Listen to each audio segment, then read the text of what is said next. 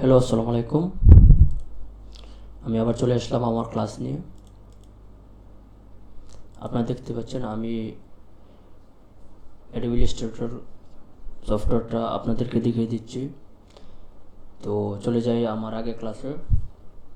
আমি আগে ক্লাসে দেখিয়ে দিয়েছিলাম ফাইল মেনু, এই সবগুলো ফাইল মেনু বার দেখিয়ে দিয়েছিলাম।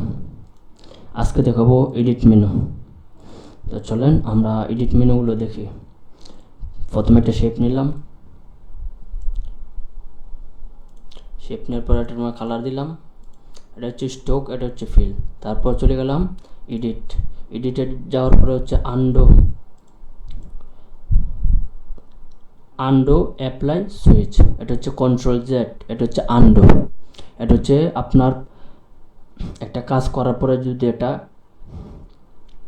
আপনি একাধিকবার কাজ করছেন, 1 থেকে 10টা কাজ করছেন, এখন আপনি চাচ্ছেন আপনার আগের কাজে প্রথম কাজে যাওয়ার জন্য, তখন আপনাকে কি করতে হবে?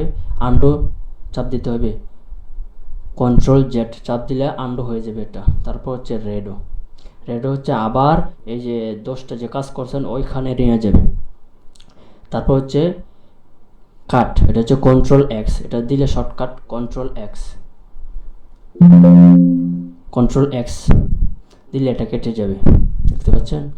আবার কন্ট্রোল জেড দেয়া আমি এটা নিয়ে আসলাম। এটা হচ্ছে আন্ডো এবং কাট, এই দুইটার ফাংশন। এটা হচ্ছে কপি। আপনি যদি এটাকে কপি করতে চান তাহলে কিবোর্ডে শর্টকাট বাটন টিপ দিবেন, কন্ট্রোল সি দেওয়ার পরে দেখেন কপি হয়ে গেছে।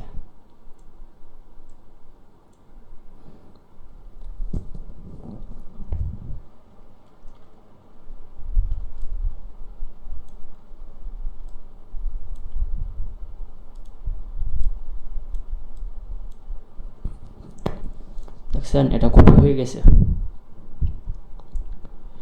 তারপর আপনি যদি চান আবার কন্ট্রোল ভি, এখানে চাপ দিন কন্ট্রোল ভি। দেখেন কপি হওয়ার পরে আমি কন্ট্রোল ভি চাপ দিলাম, এটা পেস্ট হয়ে গেল, দেখতে পাচ্ছেন। কন্ট্রোল সি, তারপর চাপ দিবেন কন্ট্রোল ভি। কন্ট্রোল সি হচ্ছে কপি আর কন্ট্রোল ভি হচ্ছে পেস্ট। এটা হচ্ছে এডিট মেনু বারগুলা। তারপর হচ্ছে পেস্ট ইন ফ্রন্ট, এটা হচ্ছে কন্ট্রোল এফ। এটা দেওয়াতে আপনার এটার উপরে আরেকটা কপি হয়ে যাবে, কন্ট্রোল এফ দেওয়ার পরে দিবেন কন্ট্রোল ভি।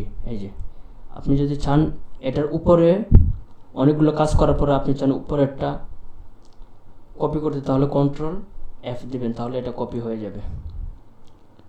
আচ্ছা, তারপর দেবেন পেস্ট ইন ব্যাক, এটা হচ্ছে কন্ট্রোল ভি। এটা দিল এই যে আবার পিছনেরটা কপি করবে। আপনার দেখেন এরকম কাজগুলো। আচ্ছা, আমি কালারটা চেঞ্জ করে দিই। হ্যাঁ,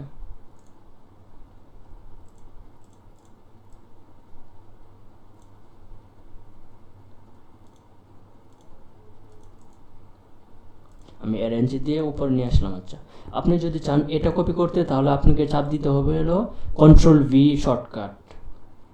আচ্ছা, তারপর কন্ট্রোল ভি দিবেন, পেস্ট হয়ে যাবে। আচ্ছা, তারপর হচ্ছে paste in place. Paste in place এটা হচ্ছে পেস্ট ইন প্লেসে আপনার পেস্টই। আচ্ছা, এটা দিল পেস্টই হবে। কন্ট্রোল ভি আর শিফট কন্ট্রোল ভি দুটোর কাজ একই। আর এটা হচ্ছে পেস্ট অন অল আর্টবোর্ড, এটা হচ্ছে আপনার একাধিক আর্টবোর্ড আছে, যেরকম যেন আপনার প্রায় 5টা আর্টবোর্ড আছে, আপনার প্রায় 500টা আর্টবোর্ড আছে। এখন আপনি চাচ্ছেন আপনার একটা টাইটেল, একটা কাজ, একটা ডিজাইন আপনি 500টা আর্টবোর্ডের মধ্যে নেওয়ার জন্য। আর্টবোর্ড হচ্ছে যে এটা হচ্ছে আর্টবোর্ড। এই আর্টবোর্ডের মধ্যে 500টা আর্টবোর্ডের মধ্যে আপনার একটা কাজই নেওয়ার জন্য, তখন আপনি কি করবেন?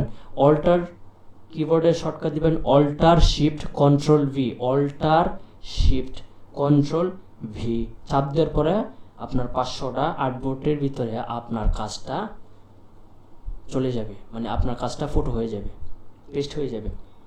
তারপর এটা হচ্ছে ক্লিয়ার। দেখেন এখানে চাপ দিবেন, এই যে ক্লিয়ার আসছে, এভরিথিং সব ক্লিয়ার হয়ে যাবে।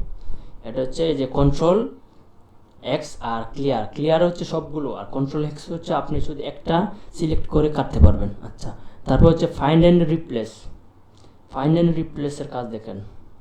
এটা আপনি যদি চান টু